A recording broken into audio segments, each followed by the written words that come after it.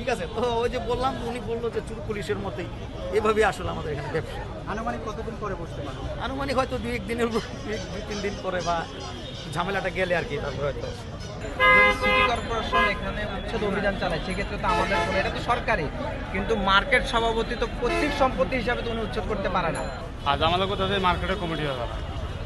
মার্কেটের কমিটিওয়ালারা চায় আমরা যেন ব্যবসা করি, হেরা চায় না।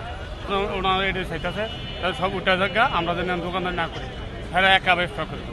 এই জন্য আমরা অনেকে মাইদুরও করছে।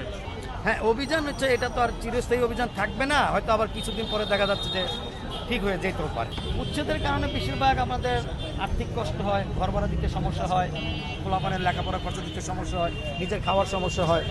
হ্যাঁ, সর্বদিক দিয়েই বসতে না পারলে তো আসলে আমাদের সরকারের কাছে দাবি থাকবে যে আমাদেরকে যদি একবারে বসতে না দেয় তাহলে তো আমাদেরকে একটা রুজির ব্যবস্থা করে দিতে হবে, তাই না? আমরা যেন বউ বাচ্চা নিয়ে সংসার নিয়ে আমরা চলতে পারি, এটা তো সরকারের কাছে আমাদের আকুল আবেদন।